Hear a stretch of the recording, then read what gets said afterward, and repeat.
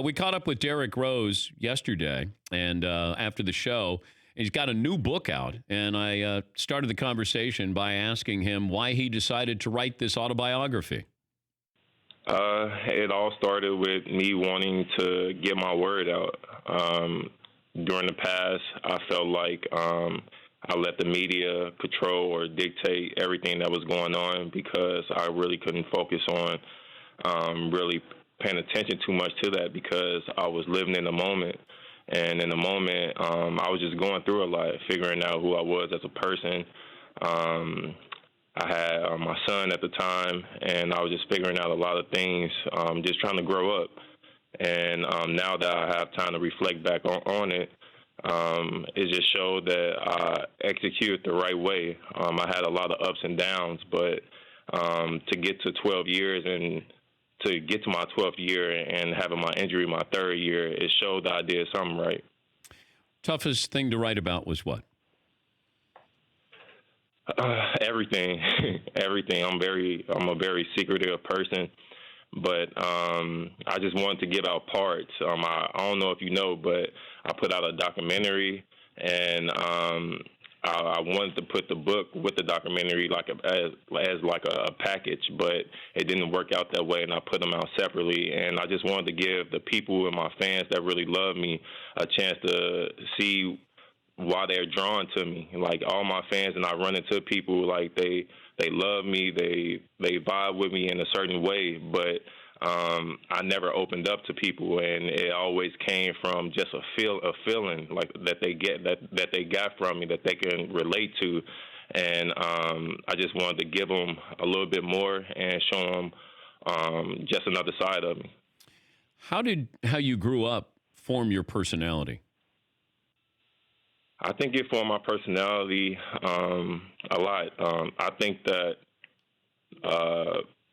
I grew up kind of different than your average athlete or average person. Like I grew up in an impoverished area, and along the way I had a mentor. But this mentor, he was an ex-drug dealer. My mom loved him, my family loved him, and he was cleaning up his life at the time. And he didn't do any wrong or anything like that, but it was somebody that I was drawn to at the time, and he steered me in the right direction and made me stay away from some of the things that were going on in my neighborhood. And if it wasn't for him, I would say I would have been probably one of the kids that's kind of like lost in my neighborhood right now. How difficult was it for coaches to come in and recruit you? They'd have to go into the Inglewood area. How nervous were some of these college coaches? I mean, you would probably have to ask them that, how nervous they were. But to me, I grew up, I lived in it. I wasn't never scared to be around, like, my neighborhood. But you had certain coaches where they said they wanted me. But, like, my mom, she didn't drive. My brothers at the time, they were working. It ain't like my mom or my brothers were going to stop working, like take my mom to all these college visits because she was working too. So we felt like if you really wanted me to play for you, like you should come to like our house. And my mom, Coach Cal was the first coach to do so. And that's why you went to Memphis? Yeah, that's why I went to Memphis. That along with my teammates that were there, it was an older group. I felt like the only piece they were missing was a point guard. A lot of people looked at that decision like, why Memphis? But for me, I always felt like I always betted on myself, even from like high school. Like I went to a high school that wasn't a basketball high school. I went to a school at the time, it was a college that was a small college, and I was able to maintain all that to the league. But I wouldn't have got there if it wasn't for the people in the past. How important was basketball to you growing up? It was everything. It was my all.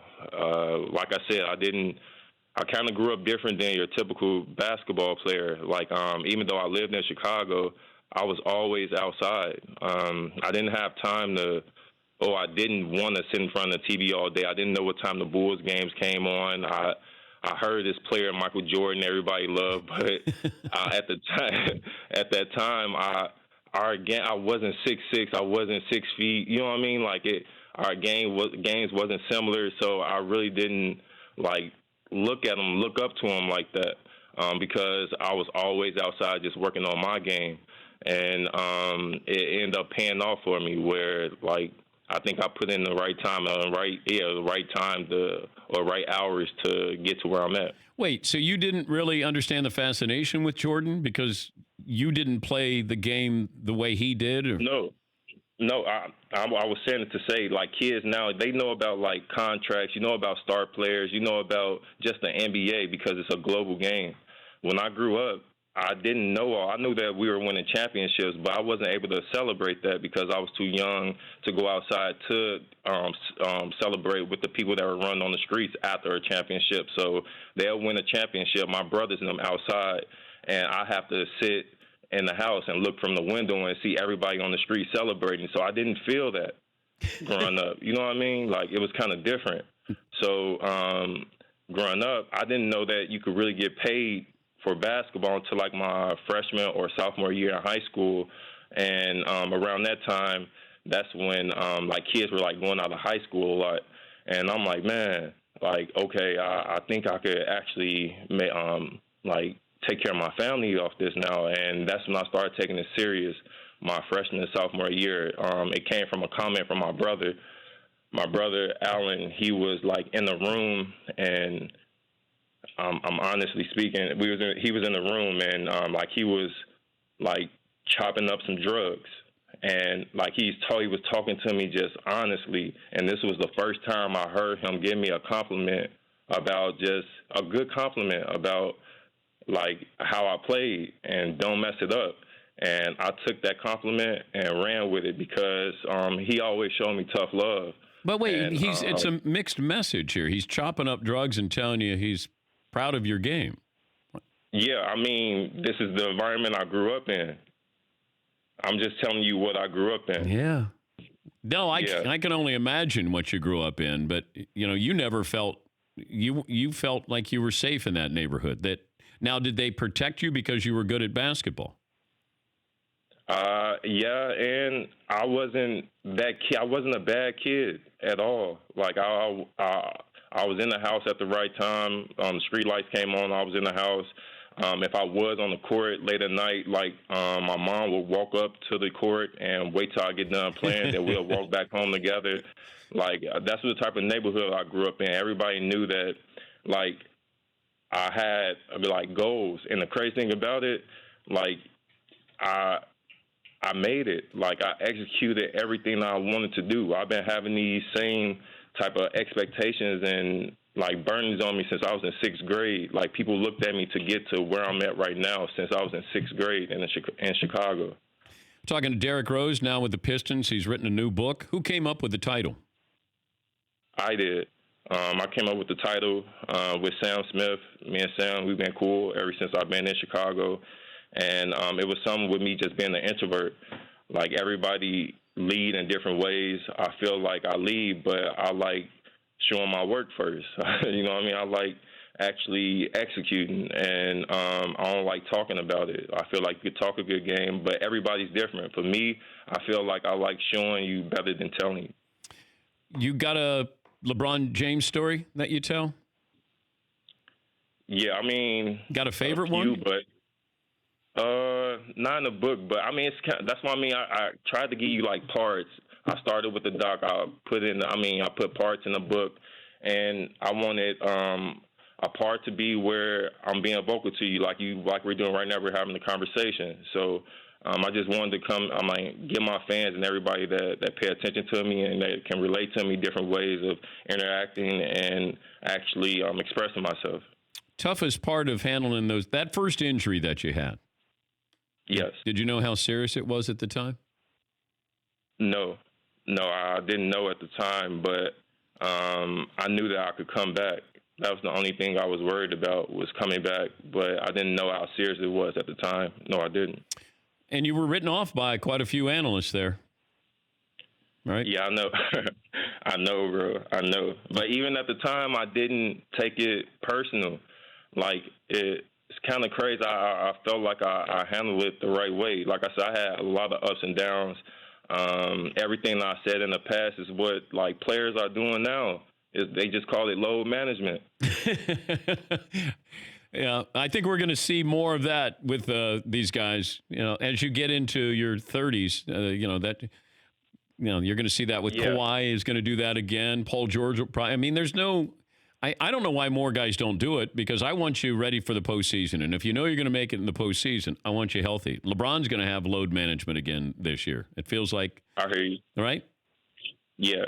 But, yeah, at the time, I got criticized for it because I felt like I wasn't ready. Like, if I would have went out there anytime, all the times that I got injured, if I would have went out there any time before, like, I really wanted to, or before I wanted to get on the court, there's no way I would have got to year 12, I feel like. Are you a Hall of Famer? I mean, that's not up to me to decide that. But do you think you are? I know. It really don't matter to me. I know that I left a print on the game. Like, I have a rule in the game to, like, help the kids. Like, I don't show, like, that side or the side that, like, I don't show who I am really because I'm private. But what I'm about helping, loving, and sharing. And I felt like I kind of helped the game in a way where if you go out there and you grind and you do what you're supposed to do, you get more money. And I don't think there's nothing wrong with that. There's a video of you crying when you found out you were traded from the Bulls to the Knicks. Why were you so emotional? That's my life. Chicago, everything was there. The first thing I thought of was my family and my son. I knew that, I cherish those moments. Like, Steph wouldn't have been Steph if his dad, you know what I mean? Like, didn't allow him to be on the court when he's shooting and all that. Like, I love the moments with my son when I'm actually warming up and he's on the court on the side going crazy, or he's passing me the ball. Like, those are the moments that I cherish because I know that growing up, he's going to cherish them also. And that's a way that we could connect on a whole nother level. Well, hopefully it helps you. I've always viewed you as a private person. It was always rare. I remember when you did the GQ article back in 2012 and you talked about stealth mode. And I always thought you were sort of a mystery, that we didn't really know what was going on behind, that exterior there. And there was a whole lot going on.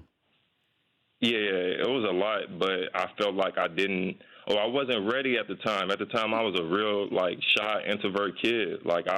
Only reason why I'm talking to you right now is because I matured. I got comfortable being uncomfortable in a space like this, and it took time. At the time, I wasn't ready. I wasn't mature enough to go through everything like I am right now, but I was able to get through it with having clarity, being mindful, and just being blessed and fortunate. What was your welcome to the NBA moment? My welcome to the NBA moment. Yeah, like somebody dunked on you or somebody put up 50. No. Damn, mine was early, man. I played terrible at Summer League, like the Summer League in Orlando. Yeah. Yeah, and I played terrible, and I just remember, damn, if I can't play well against these guys, do I got a chance? Do I got a shot? But little did I know, it just groomed me into working on my game even more and just making sure that I was prepared to actually play in an NBA game. But was there a moment where you're on the court and you're saying, I'm guarding this guy, and who would have thought? Oh, yeah. All right, it was J. Kidd. I think that was the first time I ever was in awe on the court, being a professional. I was playing against J. Kidd. I think he was playing for Dallas at the time. And it was just a matchup. You know what I mean? Just one of them things where it was like, man, I'm actually playing against a Hall of Famer, like somebody that I looked up to. So did you talk to him? It was surreal. No, I was too scared to talk to him. No way, bro. And Jason's such a nice guy. Yeah, Jason's such a nice guy. So you could have said, hello, Mr. Kidd. I'm Derrick. You're one of my idols there. Yeah, no, I was quiet, man. But he knew from the way that I was playing and competing, he knew that probably that I took the game kind of serious. But Kobe didn't talk to you, did he? No, Kobe didn't talk to me.